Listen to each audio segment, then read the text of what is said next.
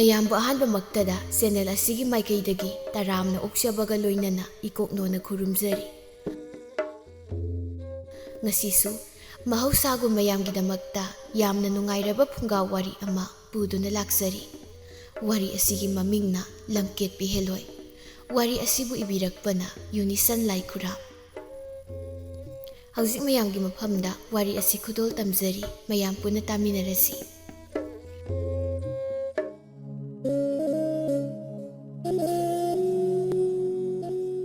ꯆꯤꯡꯌꯥꯒ ꯇꯥꯏꯅꯕ ꯂꯝꯍꯥꯡ ꯑꯗꯨꯗ ꯂꯩꯔꯤꯕ ꯅꯥꯄꯤ ꯑꯋꯥꯡꯕꯅ ꯌꯥꯝꯅ ꯀꯨꯡꯅ ꯍꯧꯕ ꯃꯐꯝ ꯑꯗꯨꯗ ꯍꯦꯜꯂꯣꯏ ꯃꯆꯤꯟ ꯃꯅꯥꯎ 8 ꯑꯁꯤꯅ ꯃꯇꯝ ꯑꯌꯥꯝꯕꯗ ꯁꯥꯐꯣꯡꯗꯨꯅ ꯂꯩꯔꯝꯃꯤ꯫ ꯑꯌꯨꯛ ꯅꯨꯡꯊꯤꯜꯒꯤ ꯃꯇꯝ ꯑꯣꯏꯕ ꯇꯥꯔꯕꯁꯨ ꯍꯦꯜꯂꯣꯏ ꯃꯆꯤꯟ ꯃꯅꯥꯎ 8 ꯃꯈꯣꯏꯅ ꯇꯥꯏꯕꯪ ꯃꯤ ꯑꯃꯒꯤ ꯃꯇꯧꯒꯨꯝꯅ ꯃꯐꯝ ꯑꯗꯨꯗ ꯂꯩꯔꯝꯃꯤ꯫ ꯑꯗꯨꯒ ꯅꯨꯃꯤꯗꯥꯡꯒꯤꯃꯇꯝꯗꯅ ꯃꯈꯣꯏ 8ꯅ ꯃꯅꯤꯡ ꯇꯝꯅ ꯃꯐꯝ ꯑꯗꯨꯗ ꯁꯥꯟꯅꯅꯤꯡꯕ ꯃꯑꯣꯡꯗ ꯁꯥꯟꯅꯔꯝꯃꯤ꯫ ꯇꯥꯏꯕꯪ ꯃꯤꯅ ꯍꯦꯛꯇ ꯂꯥꯛꯄ ꯉꯝꯗꯕ ꯃꯐꯝ ꯑꯃꯈꯛꯅꯤ ꯃꯁꯤ꯫ ꯅꯥꯄꯤ ꯑꯋꯥꯡꯕ ꯃꯔꯛꯁꯤꯡ ꯑꯗꯨꯗꯒꯤ ꯍꯦꯜꯂꯣꯏ ꯃꯆꯤꯟ ꯃꯅꯥꯎ ꯃꯈꯣꯏ 8ꯇꯨ ꯄꯔꯦꯡ ꯁꯥꯅ ꯊꯣꯛꯂꯛꯏ꯫ ꯑꯗꯨꯒ ꯃꯇꯥꯏ ꯑꯣꯏꯔꯞꯅ ꯂꯩꯔꯤꯕ ꯄꯨꯈ꯭ꯔꯤꯗꯨꯗ ꯑꯃꯨꯛ ꯄꯔꯦꯡ ꯁꯥꯅ ꯀꯨꯝꯊꯈꯤ꯫ ꯍꯥꯏꯔꯤꯕ ꯄꯨꯈ꯭ꯔꯤ ꯑꯁꯤ ꯃꯈꯣꯏꯒꯤ ꯁꯥꯟꯅꯐꯝꯅꯤ꯫ ꯊꯝꯕꯥꯜꯁꯨ ꯈꯔ ꯑꯗꯨꯛ ꯍꯧꯔꯝꯃꯤ꯫ ꯑꯗꯨꯕꯨ ꯍꯥꯏꯔꯤꯕ ꯊꯝꯕꯥꯜ ꯑꯁꯤ ꯃꯈꯣꯏꯅ ꯑꯃꯠꯇ ꯍꯦꯛꯂꯝꯗꯦ꯫ ꯍꯦꯜꯂꯣꯏ ꯑꯇꯣꯝꯕꯤꯗꯨꯅ ꯃꯃꯤꯠ ꯑꯗꯨꯅ ꯁꯥꯠꯂꯤꯕ ꯊꯝꯕꯥꯜꯁꯤꯡ ꯑꯗꯨꯗ ꯌꯦꯡꯗꯨꯅ ꯍꯥꯏ, "ꯏꯆꯦꯝꯈꯣꯏ, ꯄꯨꯈ꯭ꯔꯤꯁꯤꯗ ꯁꯥꯠꯂꯤꯕ ꯊꯝꯕꯥꯜꯁꯤꯡ ꯑꯁꯤꯕꯨ ꯑꯩꯈꯣꯏꯅ ꯍꯦꯛꯄ ꯌꯥꯗ꯭ꯔꯤꯕꯁꯦ ꯀꯔꯤ ꯃꯔꯝ ꯂꯩꯕꯒꯦ?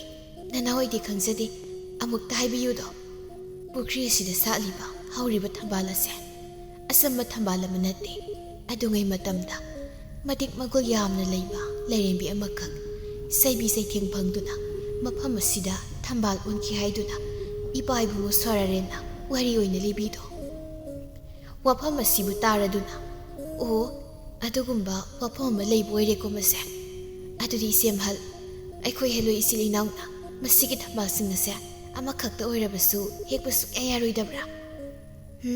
ꯌꯥꯗꯦ꯫ ꯑꯩꯈꯣꯏꯅ ꯀꯔꯤꯒꯨꯝꯕ ꯃꯁꯤꯕꯨ ꯍꯦꯛꯂꯨꯕꯗ ꯑꯩꯈꯣꯏ ꯏꯆꯤꯜ ꯏꯅꯥꯎ 8ꯁꯦ ꯃꯐꯝ ꯑꯁꯤꯗ ꯂꯩꯕ ꯈꯛ ꯉꯝꯂꯣꯏ꯫ ꯂꯥꯏꯔꯦꯝꯕꯤꯗꯣ ꯁꯣꯏꯗꯅ ꯑꯃꯨꯛ ꯁꯥꯐꯣꯡꯂꯛꯀꯅꯤ꯫ ꯍꯥꯏꯁꯤꯅꯗꯤ ꯊꯝꯕꯥꯜ ꯑꯣꯟꯈꯤꯕ ꯃꯗꯨꯒꯤ ꯂꯥꯏꯔꯦꯝꯕꯤꯗꯣ ꯌꯥꯝꯅ ꯃꯇꯤꯛ ꯃꯒꯨꯟ ꯂꯩꯕꯒꯤ ꯋꯥꯅꯤꯅꯦ꯫ ꯌꯥꯝꯅ ꯂꯩꯕ ꯑꯣꯏꯕꯖꯥꯠꯅꯤ ꯏꯅꯥꯎꯁꯤꯡ꯫ ꯅꯆꯦꯃꯩꯅ ꯅꯈꯣꯏꯗ ꯍꯥꯏꯒꯗꯧ ꯋꯥꯗꯤ ꯄꯨꯈ꯭ꯔꯤꯁꯤꯗ ꯁꯥꯠꯂꯤꯕ ꯊꯝꯕꯥꯜꯁꯦ ꯀꯩꯗꯧꯅꯨꯡꯗ ꯍꯦꯛꯄ ꯈꯛ ꯌꯥꯗꯦꯀꯣ꯫ ꯍꯣꯏ ꯏꯆꯦꯝꯍꯜ꯫ ꯃꯈꯣꯏꯁꯤꯡ ꯑꯗꯨ ꯄꯨꯈ꯭ꯔꯤꯗꯨꯗ ꯑꯃꯨꯛ ꯏꯔꯨꯞ ꯑꯃꯨꯛ ꯐꯥꯎꯒꯠ ꯏꯁꯤꯡ ꯑꯃꯨꯛ ꯆꯥꯏꯁꯤꯟꯕꯤ ꯁꯥꯟꯅꯗꯨꯅ ꯂꯩꯔꯝꯃꯤ꯫ ꯍꯦꯜꯂꯣꯏ ꯑꯃꯅ ꯍꯥꯏ, "ꯏꯆꯦꯝꯍꯜ, ꯉꯁꯤꯗꯤ ꯌꯥꯝꯅ ꯅꯨꯡꯉꯥꯏ꯫ ꯁꯤꯗ ꯀꯨꯏꯅ ꯁꯥꯟꯅꯁꯦꯕ."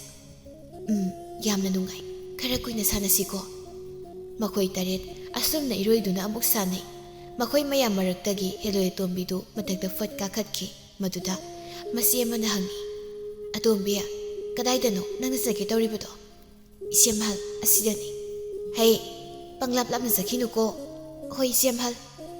ꯑꯁꯤ ꯍꯥꯏꯗꯨꯅ ꯍꯦꯜꯂꯣꯏ ꯑꯇꯣꯝꯕꯤꯗꯨ ꯆꯤꯡꯌꯥ ꯇꯥꯕ ꯂꯝꯕꯤ ꯑꯗꯣꯝꯗ ꯃꯈꯣꯡ ꯊꯥꯡꯗꯨꯅ ꯆꯠꯂꯝꯃꯤ꯫ ꯁꯣꯝꯅ ꯆꯤꯡꯌꯥꯒꯤ ꯂꯝꯕꯤ ꯑꯁꯤꯗ ꯋꯥꯡꯂꯦꯟ ꯀꯧꯕ ꯅꯨꯄꯥ ꯑꯃꯈꯛꯅ ꯁꯒꯣꯜ ꯊꯧꯗꯨꯅ ꯂꯥꯛꯂꯤ꯫ ꯃꯍꯥꯛꯅ ꯁꯒꯣꯜ ꯊꯧꯈꯤꯕꯒꯤ ꯂꯝꯕꯤꯗ ꯑꯉꯥꯡꯕ ꯏꯁꯨ ꯃꯇꯠ ꯃꯇꯠ ꯇꯥꯗꯨꯅ ꯂꯩꯍꯧꯏ꯫ ꯃꯍꯥꯛꯀꯤ ꯍꯦꯛ ꯃꯃꯥꯡꯗ ꯃꯥꯒꯤ ꯅꯨꯄꯤꯒꯤ ꯊꯋꯥꯏ ꯌꯥꯎꯗ꯭ꯔꯕ ꯑꯁꯤꯕ ꯍꯛꯆꯥꯡ ꯑꯗꯨꯕꯨ ꯍꯥꯞꯂꯤ ꯋꯥꯡꯂꯦꯟ꯫ ꯃꯍꯥꯛ ꯀꯞꯂꯨꯕꯒꯤ ꯃꯃꯤꯠ ꯃꯅꯥ ꯑꯗꯨꯁꯨ ꯏꯄꯣꯝ ꯄꯣꯝꯃꯤ꯫ ꯃꯍꯥꯛꯀꯤ ꯁꯒꯣꯜꯗꯣ ꯁꯨꯝ ꯊꯧꯔꯛꯄꯅ ꯍꯧꯖꯤꯛꯇꯤ ꯃꯍꯥꯛꯅ ꯌꯧꯅꯤꯡꯂꯤꯕ ꯃꯐꯝ ꯑꯗꯨ ꯌꯧꯔꯦ꯫ ꯁꯒꯣꯜ ꯑꯗꯨ ꯈꯥꯝꯃꯤ꯫ ꯑꯗꯨꯒ ꯃꯍꯥꯛ ꯇꯞꯅ ꯀꯨꯝꯊꯩ꯫ ꯑꯀꯣꯏꯕꯗꯨꯗ ꯍꯥꯏꯐꯦꯠ ꯌꯦꯡꯉꯤ꯫ ꯃꯐꯝ ꯑꯁꯤ ꯃꯥꯒꯤ ꯅꯨꯄꯤ ꯊꯥꯔꯩꯃꯅ ꯌꯥꯝꯅ ꯄꯥꯝꯖꯕ ꯃꯐꯝ ꯑꯃꯈꯛꯅꯤ꯫ ꯃꯥꯒꯤ ꯅꯨꯄꯤꯒꯤ ꯍꯛꯆꯥꯡꯕꯨ ꯃꯐꯝ ꯑꯁꯤꯗ ꯂꯩꯔꯣꯟ ꯆꯟꯒꯦ ꯍꯥꯏꯗꯨꯅ ꯃꯍꯥꯛꯅ ꯄꯨꯔꯛꯄꯅꯤ꯫ ꯁꯒꯣꯜ ꯃꯊꯛꯇ ꯌꯥꯎꯔꯤꯕ ꯃꯥꯒꯤ ꯅꯨꯄꯤꯒꯤ ꯑꯁꯤꯕ ꯍꯛꯆꯥꯡ ꯑꯗꯨꯕꯨ ꯌꯦꯡꯗꯨꯅ ꯃꯥꯅ ꯃꯊꯃꯣꯏ ꯁꯣꯛꯅ ꯍꯥꯏꯖꯩ, "ꯊꯥꯔꯩꯃ, ꯑꯩꯅ ꯀꯞꯂꯤꯕ, ꯑꯩꯅ ꯅꯪꯕꯨ ꯀꯧꯔꯤꯕꯁꯦ ꯅꯪꯗꯤ ꯀꯔꯤꯁꯨ ꯈꯪꯂꯝꯂꯣꯏꯀꯣ?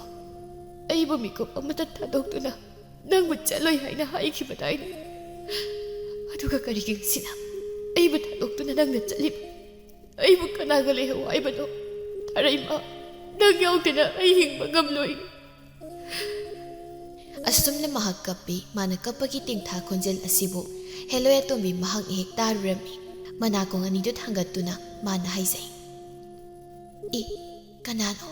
ꯑꯩꯅ ꯇꯥꯔꯤꯕ ꯈꯣꯟꯖꯦꯜ ꯑꯁꯤꯕꯨ ꯇꯥꯏꯕꯪ ꯃꯤꯒꯤ ꯅꯠꯇꯕ꯭ꯔꯥ? ꯑꯣꯟꯊꯣꯛꯅꯗꯤ ꯃꯥꯟꯈ꯭ꯔꯦꯗ꯫ ꯃꯐꯝ ꯑꯁꯤꯗ ꯃꯍꯥꯛꯇꯤ ꯃꯇꯧ ꯀꯔꯝꯅ? ꯀꯅꯥꯅꯣ ꯍꯥꯏꯕꯗꯣ ꯑꯩ ꯂꯣꯟꯅ ꯌꯦꯡꯂꯒꯦ." ꯑꯁꯨꯝꯅ ꯈꯟꯗꯨꯅ ꯆꯥꯔꯣꯠ ꯍꯥꯕꯨꯡ ꯑꯃꯒꯤ ꯃꯅꯨꯡꯗ ꯊꯩꯖꯤꯟꯗꯨꯅ ꯃꯉꯛ ꯑꯗꯨ ꯆꯦꯞꯊꯗꯨꯅ ꯇꯥꯔꯤꯕ ꯈꯣꯟꯖꯦꯜ ꯑꯗꯨ ꯀꯅꯥꯒꯤꯅꯣ ꯍꯥꯏꯅ ꯂꯣꯟꯅ ꯌꯦꯡꯂꯝꯃꯤ꯫ Maduda taibang mi nupa amana yamna mathamoi sokna kaptun leiribadu uraklami. Magi matawse onthokna su nungsikreda. Siribu nupisa magi nupi oirabazala. Onthokna mathamoi sokna kapkreda. Wanglena mafam adwaida mafam saba ma yengtuna lebak tawri. Sagol mathakta leiriba magi nupigi asib haksang adu pamtuna makhada thangthai. Magi nupigi masak aduda mahak yamna nuksini yengsai. Masi pumba Helloi tombiduna yengduna leiri. Wanglena magi nupigi asib haksang adubu mahakna lebak tawthoklabaduda hapsinkri. Mahak yamna kappi. Tharima nang chatloko. Aibu thadoktuda nang chatloko. Mathang mapok haibadu leiramlabadi. Nang ayamuk amuk thengduna punsi sang himina kisiko. Mafam asina nanggi mungfam oiroko Tharima. Asi haiduna lebak adu amuk khosingkri. Mahak yamna kappi. Manak aduda phamduna mahak mitludagi pirang sinthaduna kappi. Helloi atombi mahakti taibang mi adugi mataw adubu ubada mabukning adu yam nungaizaramde. Masano kainabagi maisakna taibang nupa ase angawba magumne. Oh, onthokpanida. Magi matawse ay tasiyang yingba ngamche. Karamahina siribazano magi nupisibo. Wanglen sukaptuna magi nupigi mungpham adugi manakta adumak leirami. Helloi atombi mahaksu adumak lei. Nupa adugi matawdu yengma ngamlakdraduna magi wakhalda asumna khalai. Ay tasiyangna magi mataw ase yengma ngamche. Ay magi nupisaduna magi thangmoy asibu themjinbirage. Asumna khalingay tanjasida magi masem taruktu magi manakta laktuna leiri. Masem ahalna hai. Atombiya tangsida kaidawriba. Masem sing lakpaduda Helloi atombi mahak phuk hawgatli aduga hai. Karisu tawde. Thapna pangsasagano lao salasi. Helloi atombi mahakna mafam aduda taibang mi ama laktuna leiri haibasi masem singi mafamda hairaroigi haina khanduna haidoktre. Hoi haiduna masem singi mangthaduna mahak chatkre. Matamso asum thengjilakle wanglendu magi nupibu ningsingba kawba ngamdabasina mahak mafam adudagi makhong thangba thokijre. Mahak magi nupigi mungpham manak adu lengdana adumak leiri. Mahak kapasu yamna kappi. Mahaki masada akibasu karisu bauramde. Asum amsingkrabada Helloi taret adusu yamna makalamna mafam aduda thokpa haurakli. Mafam adu isiksikli. Makhoidi yamna nungaiba haibadu oiri adubu Helloi atombi mahakti wakhal amada tawtun leiri. Mahakna khali. Ngasai lehauba taibung midubu hausis leiramkidra. Aibu onthokna khangningkrida. Ising khoina sanari sida ai lona tumina satuna mahakto leiribra haina yenglagi. Asumna wakhalda khalladuna mahak masem singi maraktagi tumina mangtuna ngasai mafam aduda satlami. Mangang adu thangatuna taibang nupa adu leibra haina yenglami. Maduda leimai thakta nupa amana taadu leiribadu he ururi. Ngasai nupa adudi asida tumdu leiredana. Oh, nungsiba haibasigi mayaise onthoknasu kanba oireko. Nupa ase asi yawna magi nupigi wakhalda ngawraba. Mayumda phawba hangane haiba mahak kawra male. Mafam asida mahakna sum koina leirabadi mahak soidna khudongthiba nangba tare. Mahabu mafam asidagi chatlankinaba ai tawrage. Magi sikraba nupigi saktamda ai saphonglage. Asi haiduna kudak aduda mahak taibang nupi adugi saktamda ole. Adumna oladuna napi marak adudagi makhong thangtuna mahak taibang mi adugi manaktamna sangsilami. Wanglendu masado sokthabana loiduna takiba mafamdagi masi mata lengba ngamda adumang hiptuna leiri. Mahak tumbadi nate. Helloi atombi mana asumna kawi. Isabi nangbu tabra. Kari matawno nangna mafam asida tawribase. Mafam asida kuina lehaide. Mafam asibu thadokduna thuna yangna nahak chatkro. Asumna hairabada masapu masontadun leiramba wanglendu magi nupi khonjelna haina khanduna phuk hawgalai. Mamai adu leiduna yengbada magi nupina leptuna leiramlibadu mahak uri wanglen phuk hawgattuna. Isanu Tharima nang amuk mafamsida nangdi mataw karamna. Tharima aina uribu saktam asibo. Masida Helloi atombi mahakna asumna khumi. Isabiyo nungsiba lamlen lamdam ase ꯇꯤꯟꯃꯨ ꯂꯩꯐꯝ ꯀꯟꯕ ꯐꯤꯉꯧ ꯁꯦꯠꯄ ꯍꯦꯂꯣꯏ ꯇꯔꯦꯠꯅ ꯌꯥꯊꯣꯛꯄ ꯃꯐꯝꯅꯤ ꯃꯐꯝ ꯑꯁꯤꯗ ꯅꯍꯥꯛꯅ ꯋꯥꯡꯂꯦꯟ ꯃꯤꯀꯨꯞ ꯑꯃꯠꯇ ꯄꯠꯊꯗꯨꯅ ꯂꯩꯔꯒꯅꯨ ꯈꯨꯗꯣꯡꯊꯤꯕ ꯅꯪꯗ꯭ꯔꯤꯉꯩ ꯆꯠꯄꯤꯈ꯭ꯔꯣ ꯏꯁꯥꯅꯕꯨ ꯅꯨꯡꯁꯤꯕꯤ ꯀꯔꯤ ꯑꯋꯥꯅꯣ ꯅꯪꯅ ꯆꯤꯡꯒꯣꯏꯔꯤꯕꯗꯨꯕꯣ ꯑꯗꯨꯉꯩ ꯍꯥꯏꯅꯈꯤꯕ ꯅꯪ ꯑꯩꯒꯤ ꯋꯥꯐꯝ ꯑꯗꯨꯕꯨ ꯅꯪꯕꯨ ꯀꯥꯎꯔꯕ꯭ꯔꯅꯦ ꯅꯪꯅ ꯂꯩꯕ ꯃꯐꯝꯗ ꯑꯩꯁꯨ ꯑꯗꯨꯃꯛ ꯂꯩꯒꯅꯤ ꯍꯥꯏꯅ ꯑꯩꯅ ꯁꯥꯔꯤ ꯄꯥꯟꯗꯨꯝ ꯂꯣꯡꯈꯤꯕꯗꯣ ꯅꯪꯕꯨ ꯀꯥꯎꯔꯕ꯭ꯔꯥ ꯃꯗꯨ ꯄꯨꯝꯅꯃꯛ ꯑꯩꯅ ꯇꯥꯏꯕꯪꯗ ꯍꯤꯡꯂꯤꯉꯩ ꯃꯇꯝꯒꯤ ꯋꯥꯔꯤꯅꯤ ꯍꯧꯖꯤꯛꯇꯤ ꯑꯩ ꯑꯁꯦ ꯊꯋꯥꯏ ꯁꯦꯛꯂꯥ ꯑꯣꯜꯂꯤ ꯏꯁꯥꯕꯤ ꯏꯆꯦ ꯃꯐꯝ ꯑꯁꯤ ꯊꯥꯗꯣꯛꯇꯨꯅ ꯑꯃꯨꯛꯇ ꯆꯠꯄꯤꯈ꯭ꯔꯣ ꯃꯣꯡꯕ ꯌꯨꯝ ꯃꯥꯏꯀꯩ ꯄꯥꯡꯈ꯭ꯔꯣ ꯑꯩ ꯆꯠꯂꯣꯏ ꯅꯪꯕꯨ ꯊꯥꯗꯣꯛꯇꯨꯅ ꯑꯩ ꯃꯐꯝ ꯀꯩꯗ ꯆꯠꯂꯣꯏ ꯏꯁꯥ ꯅꯪ ꯅꯨꯡꯁꯤꯕꯤ ꯑꯩꯅ ꯎꯔꯤꯕ ꯅꯪꯒꯤ ꯁꯛꯇꯝ ꯑꯁꯤꯕꯨ ꯀꯔꯤꯅꯣ ꯑꯩꯗꯤ ꯊꯋꯥꯏ ꯁꯦꯛꯂꯥꯅꯤ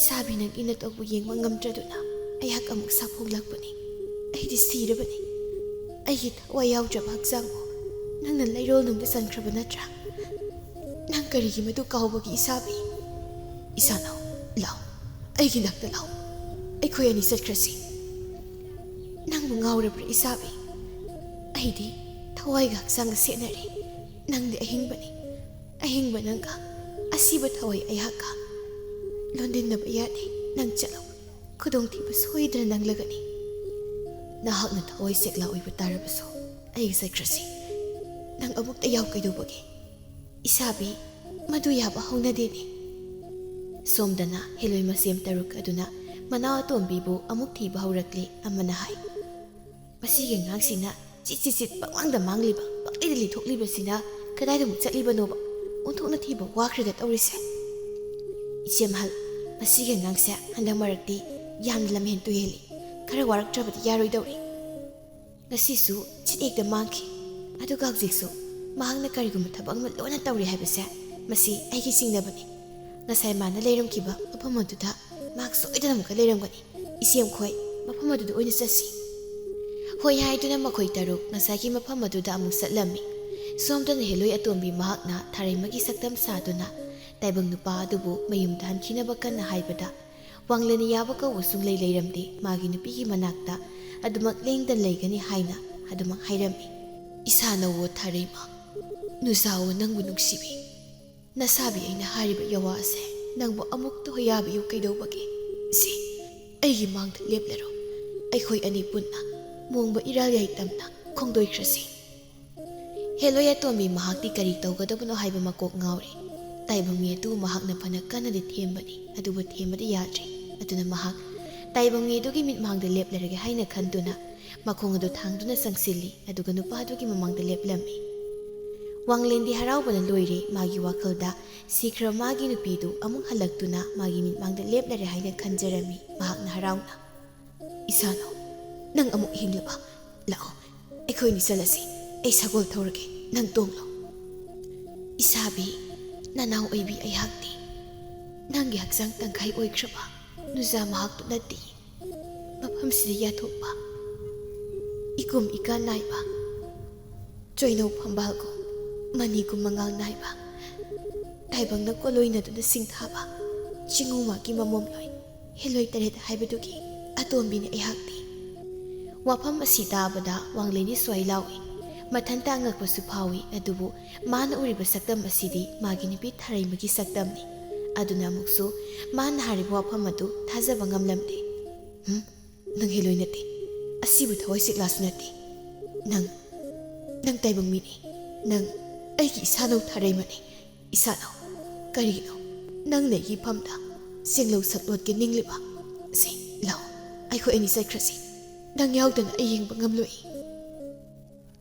ꯇꯥꯟꯖꯥꯁꯤꯗ ꯍꯦꯂꯣꯏ ꯇꯔꯨꯛꯇꯨ ꯁ꯭ꯋꯥꯏ ꯂꯥꯎꯅ ꯁꯥꯐꯣꯡꯂꯛꯂꯤ ꯃꯅꯥꯎ ꯑꯇꯣꯝꯕꯤ ꯍꯦꯂꯣꯏꯗꯨꯅ ꯇꯥꯏꯕꯪ ꯃꯤꯒꯤ ꯃꯅꯥꯛꯇ ꯂꯦꯞꯇꯨꯅ ꯂꯩꯔꯤꯕꯗꯨ ꯎꯔꯗꯨꯅ ꯈꯣꯟꯖꯦꯜ ꯊꯣꯛꯅ ꯁꯨꯝꯅ ꯂꯥꯎꯏ ꯍꯩ ꯂꯝꯀꯦꯠꯄꯤ ꯀꯔꯤꯅꯣ ꯅꯪꯅ ꯃꯗꯨ ꯇꯧꯔꯤꯕꯗꯣ ꯇꯥꯏꯕꯪ ꯃꯤꯒꯤ ꯃꯤꯠꯃꯥꯡꯗ ꯑꯗꯨꯝꯅ ꯂꯦꯞꯄꯣ ꯍꯥꯏꯅ ꯅꯪꯉꯣꯟꯗ ꯀꯅꯥꯅ ꯍꯥꯏ ꯌꯥꯝꯅ ꯊꯨꯅ ꯃꯐꯝ ꯑꯗꯨ ꯊꯥꯗꯣꯛꯇꯨꯅ ꯂꯥꯎ ꯍꯦꯂꯣꯏ ꯑꯇꯣꯝꯕꯤ ꯃꯍꯥꯛꯇꯤ ꯃꯁꯦꯝꯁꯤꯡ ꯑꯗꯨ ꯎꯕꯗ ꯀꯤꯖꯕꯅ ꯃꯁꯥꯗꯨ ꯊꯛ ꯅꯤꯛꯂꯤ ꯋꯥꯡꯂꯦꯟꯗꯤ ꯏꯉꯉꯛꯅ ꯃꯈꯣꯏꯗ ꯌꯦꯡꯗꯨꯅ ꯂꯩꯔꯤ ꯍꯦꯂꯣꯏ ꯑꯃꯅ ꯑꯃꯨꯛ ꯍꯥꯏꯔꯛꯏ ꯀꯌꯥꯗ ꯂꯝꯍꯦꯟ ꯇꯨꯍꯦꯜꯂꯤꯕ ꯑꯉꯥꯡꯗꯨ ꯌꯦꯡꯉꯨꯅꯤ ꯇꯥꯏꯕꯪ ꯃꯤꯒ ꯑꯗꯨꯝꯅ ꯂꯩꯌꯨ ꯍꯥꯏꯅ ꯅꯪꯉꯣꯟꯗ ꯀꯅꯥꯅ ꯍꯥꯏꯕꯒꯦ ꯅꯪ ꯇꯥꯏꯕꯪ ꯃꯤ ꯀꯤꯗꯕ꯭ꯔꯥ Masida Helloi Atombi mahakna khumsai.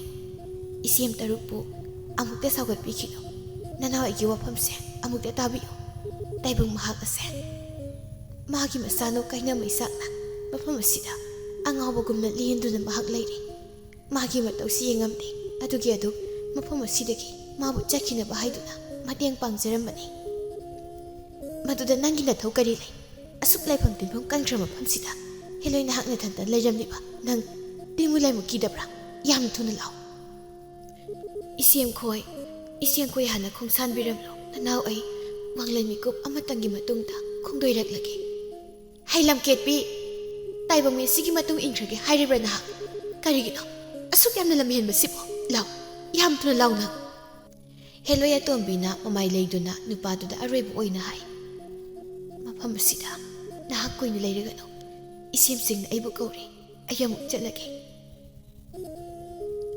asi haiduna mamai adu hek leithokuna satke tawi masida wanglena Helloi Atombi mahaki makhudang atuda tapai Helloi Atombi mahaktu taibang mina magi masada adamna thenglakpa solakpududa swai lawi magi masadu karinoma tawraklami leptuna leiriba Helloi taruk adudi miul ama tawkhri makoigi oiba marolda asumna wa kayam hainarakli Hai Lamketpi hausikti kari sare taibang mi asina nangi haksangna thengkhredana hausik tawgadaba sibu karino mamang thaktasu nang taibang mi ki matung induda chatlubagi ahakpa serak phangkhibado karigi nang madu kawi hai nahak thak Helloi haba khogi phurup ase nang loi chen tharabani khanglabra masi lam yam ni hendori karigi no haibani nang taibang mi bu asuk yamna pamduri base taibang mi ga nahak leiminaba yaga doribra asumna wa kaya mahairi tanja sida suklaba singsang mangsing adudagi timulaimu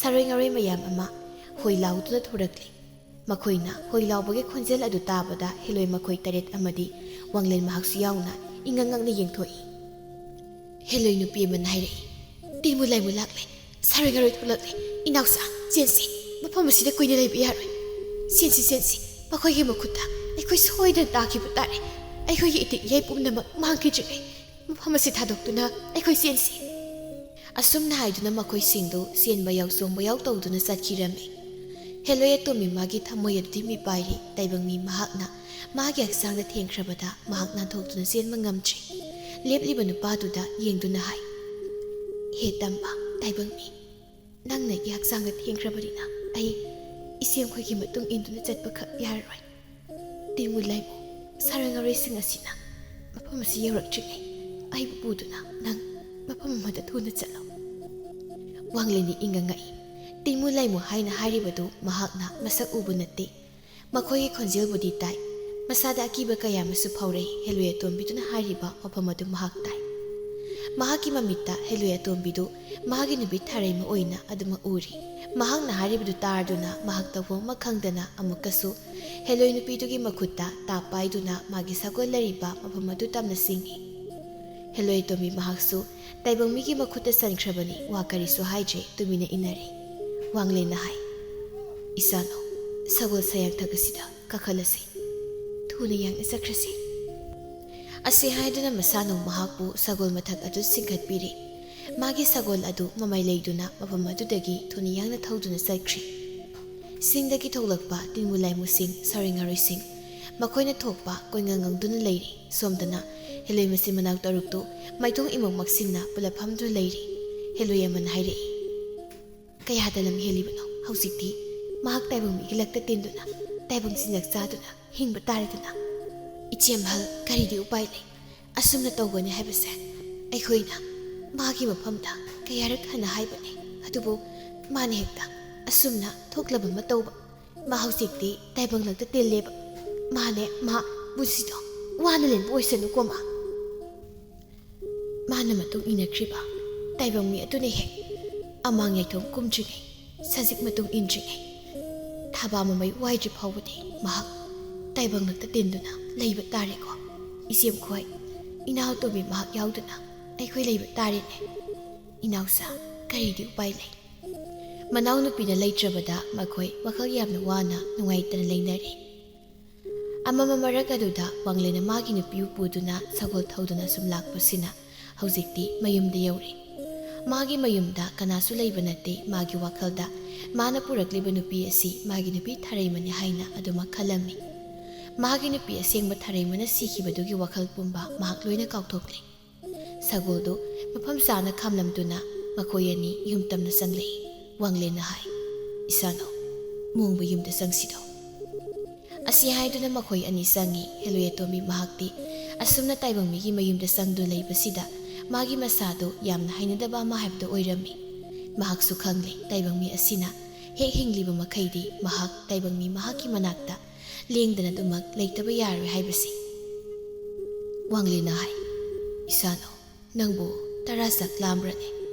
Isabi ahing yuthaksu mawoiri hayeng inung ngalaga tarasak puthonglagi nasigidi aram kharang pumba khanglagi. Pharedudi khomlen tungkhun tanaba tawrasi. Asum naina duna makoy ani phamjaw adudi hipthari. Wanglendi masadu wabani himan kibana phamjaw adudi hek tabaga mamit usinduna tumthakri. Helloi atomi mahakti tumbayada wakhal khandun leirami. Asum na hinga si mahusingkri mathangi namitni wanglendi magi nupina magi manakta lengdana leirabada mabuning adu yamna harauzarami. Tharai magi manakta lengdana adumak mahak leirami. Asumna makoy ani numi kharanidi yam nungaina harauna leiminarami. Adubu chingu magi saithengdi makoy ani mak phangdaba yaroi dawri. Helloi oibi mahaksu taibung sinjak sadu leibagi saitheng amadi phanggadawri. Ikhang khangawdana wanglendu masa yamna kana naraklami. Ana layong khangdana naba haibadu oirami. Helloi atomi mahakti mathamoidu yamna wazari. Isabi nangi handaki anabasibu kari matawno. Asuk kana kharalai kanababu ana lekhai taba ngamdaba isabi nana obi ayakti thamoy ase warini. Isanu thareba handaki matang asida ayak aroi baibado oigedaba male ayam ware sor hombasi bawa ayam wari sanau. Anabadu hendi henjilakle adu wanglen aroi matam haibadudi sungoi oiramdi. Anaba magi thaugal tawbada Helloi atomi mahakti awaba haibadu oirami. Wanglengi anabadusu phana kuina narami phaba kawa sunglei leiramdi. Asumna sum leigadau sarukpudi ai kokek sikibna fai. Asumna leiba ai yamna ware. Taibang miyoipo oiba mahakna laigi matik sialabe Helloiga puna leiminarubagi mahayni mahak nausik phanglibasi. Wanglen masu masan loina khangzari mahaksu hausikta wakhal tarakle. Mana tawriba thabak asi yamna lanba ma oire haibasi mahak khangzari. Helloi atomi mahaksu yamna wana leiba haibadu oire. Asumna wanglen chahi ama hena phamungdagi hagoi kangkhatpa ngamdaduna yamna wana leiramlaga aroiba sor honkri mahak sikri. Taibang oiba mahakna sirabada Helloi atomi mahaksu mafam adubu thadokduna akogi leifam adu tamna chatli. Mafam aduda Helloi masem taruk sing adusu leirami. Helloi sing adusu manau atomin lakpa ubada haraubadi phawi adubu asumna hai. Lamketpi nang hauzikti saitheng phanglaba natra. Ichemhal nang nasem taruk na haibu wada yadabagi. Chahi kumlang supama laise ikon pukri sida thambal onduna satuna nahak leibu oyuko. Asumna sap tawrami wafam asida pada Helloi atomi mahak na haisay. Isyemhal nanaw aingonda atum na haipigano nanaw lanzakri. Kari lanba masinang isayrakni nang nalamketpi oirubagini. Asum na Helloi atomi mahaktu mahak na lamketpi oirubagi masem sing isayrak phangladuna laise ikon pukri duda chahi supa ama thambal onduna satuna mahak leikhirami. Matang asida aiba Yunishsun Laikhuramgi Lamketpi Helloi hairibu wari asi loisinjabaga loinana. Aibana marik sumna ibirakli wari asibu aina pathoktuna tahanjakhiu matamda soiki langkhiba yaurabasu amukka hana tabiribasingna ngakpiyu haidunasu channel asigi maikaidagi Thoibi Keishamna amukka hana ikoknuna khurumjari.